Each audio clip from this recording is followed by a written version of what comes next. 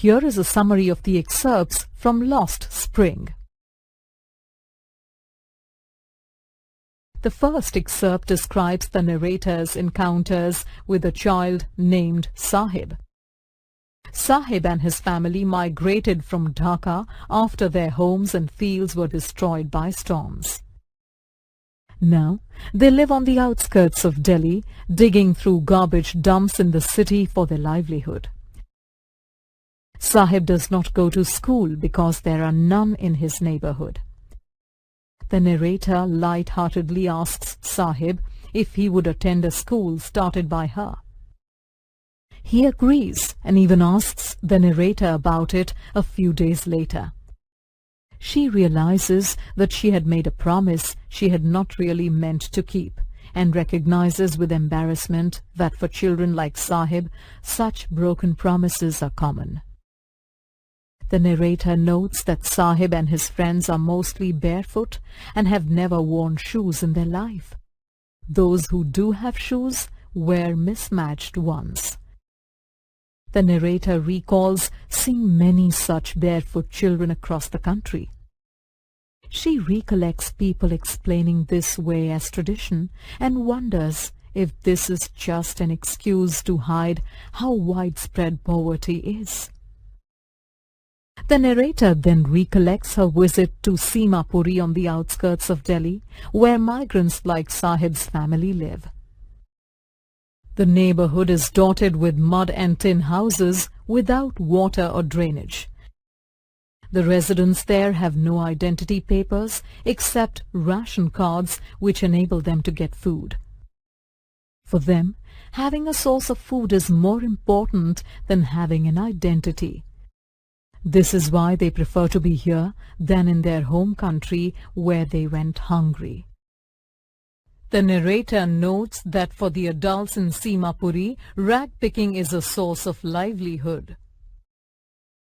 But for children like Sahib, it is a source of hope, as they even find money among garbage sometimes.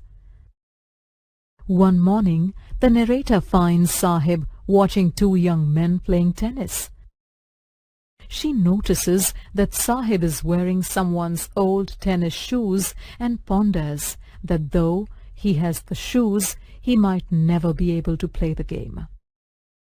Another day, she sees Sahib with a steel canister. He had started working at a tea stall. The narrator notes that Sahib is no longer carefree now that he works for someone else. The second excerpt focuses on the lives of families in Firozabad. Here, generations of families, including children, have spent their lives in dark, dingy rooms around hot furnaces, welding and making glass bangles.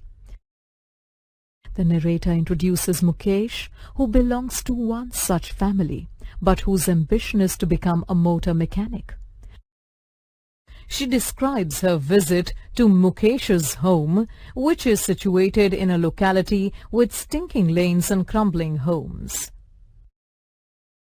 Mukesh's family is extremely impoverished despite years of hard labor by Mukesh's father.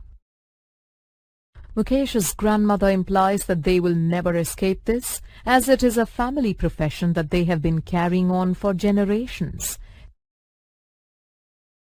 The narrator notes that the entire locality is full of children and their parents who make bangles in the dark.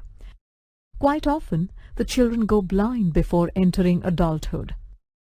If child labor laws are enforced in Firozabad, it would free at least 20,000 children from this dangerous trade.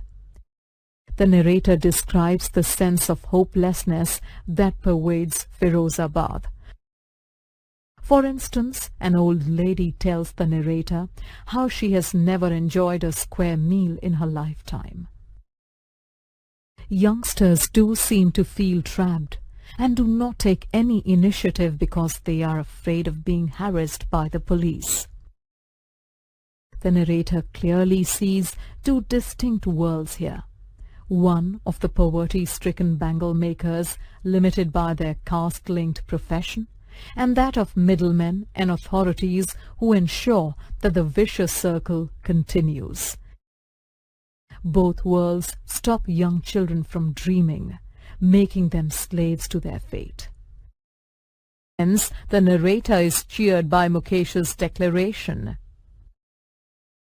His dreams, though modest, indicate that the next generation can escape this web of poverty.